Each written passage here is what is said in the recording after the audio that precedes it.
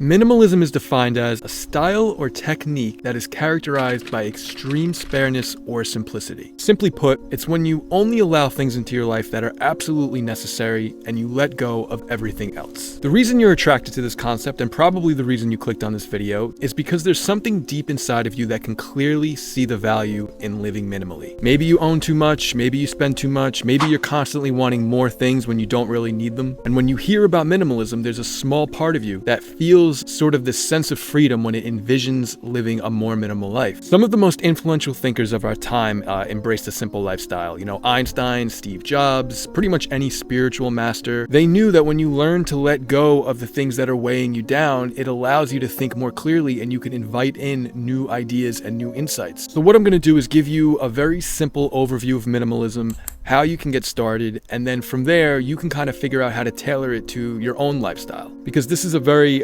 personal thing and it's going to look different for everybody depending on their own life, the way that they live, But the way that you can actually get started living a more minimal life right now is by removing the things from your life that you 100% are not using and stop buying things that you don't need. The idea is to only invite things into your life that are necessary and that add value. And when you start doing this, you become much more grateful for the simple things and you start to cherish the few possessions that you actually own. This becomes a lot easier when you don't have an excess of clutter and unnecessary stuff lying all over the place. It's hard to find value in your possessions when you're overwhelmed by them. Look around your living space even right now if you're home. Do you see a bunch of stuff that you haven't used in, at least a year? If you can visibly see things that are collecting dust, things that you definitely haven't used and probably aren't going to use, consider donating them or selling them. This could be clothes, decorations, kitchenware. When I went through my own stuff, I realized how ridiculous my consumption habit really is. To be honest, it actually depressed me a little bit. I literally had 10 different colognes, 5 different hair products, just an excess of things that I really didn't need. For most things in your house, you only really need 1 or 2 of them. So for the past few weeks, I've been slowly just getting rid of all of the clutter, getting rid of all the things that are just laying around that aren't really serving me any purpose.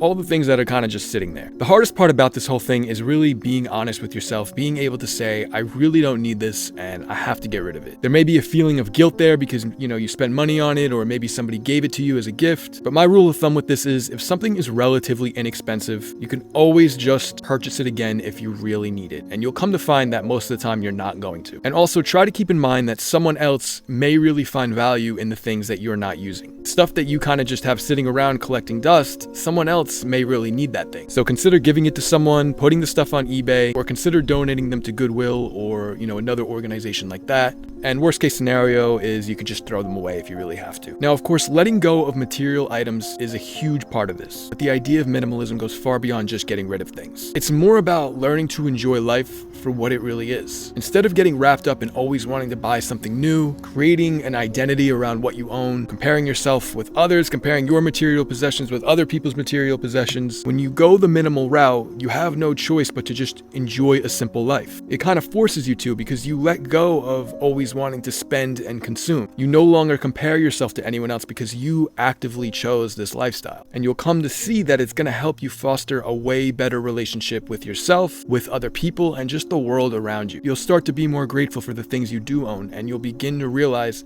that gratitude is happiness. Happiness is really just being content with everything you have in this moment. Happiness can never come from acquiring things. And this isn't even the case in items, but even with acquiring more attention, more relationships even, more money. When you learn to just be content with what you presently own, this is when you start experiencing true happiness, a true feeling of being content. This is why tribes and, Buddhists and so forth, these types of people that own very little are sometimes way happier than people who own a lot. But one insight I had as I've been doing this the past couple of weeks is that there's a deeper meaning to this whole thing. Letting go of items is really difficult, but it's sort of just the beginning, because when you learn to let go of items, you start to learn to let go of other things in life that aren't serving you. This can be even just the way that you might aimlessly spend your time, maybe even certain things that you spend time ruminating or thinking about, or maybe even people you have in your life that aren't really serving you anymore. You kind of find the courage to really let go of a lot of those things. Another cool thing about it is you learn to be more innovative and creative to the point where you learn new skills. I see a lot of other guys who are learning to do this. They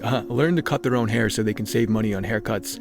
I mean, I'm not quite there yet, but it definitely seems like a cool idea. It might be something I'll consider doing in the future. Also, instead of just running out to constantly buy something new every time, you have a small stain or a blemish on something, you learn to actually repair things and you learn to kind of reuse certain things. If a shirt has a small tear, for example, you can learn literally on YouTube how to sew. You could teach yourself how to sew it up, and there you go. Now you learned a new skill. Before you buy anything new, always check your living space and make sure that there's not something you already own that you can use instead. You can really utilize a lot of things that are just sitting around, things that are sitting in closets and drawers and whatnot. I'm very guilty of this. I constantly buy things that I already own. And when you do make a purchase, always look at every purchase you make, no matter how small, as an investment. Whether it's food, clothes, household items, just ask yourself, is this something that's going to bring long-lasting value to your life? A bag of chips, for example, is not going to add any value to your life, but a bag of vegetables will. And you don't need to be crazy and never spend money on things that you enjoy.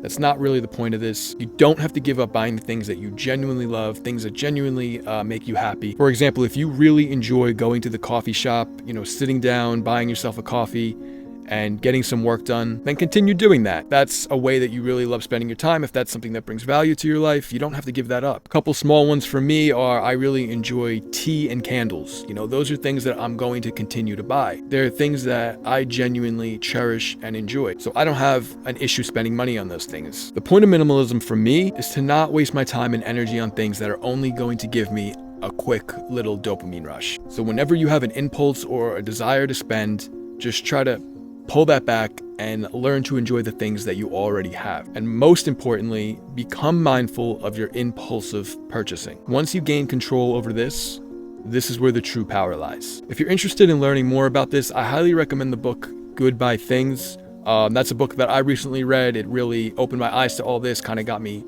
interested in this lifestyle. There's also a lot of content on YouTube about this, so feel free to do your own research, see what other people have to say about it. But like I said, just start decluttering. Trust me, it'll make such a big difference in your life, I swear.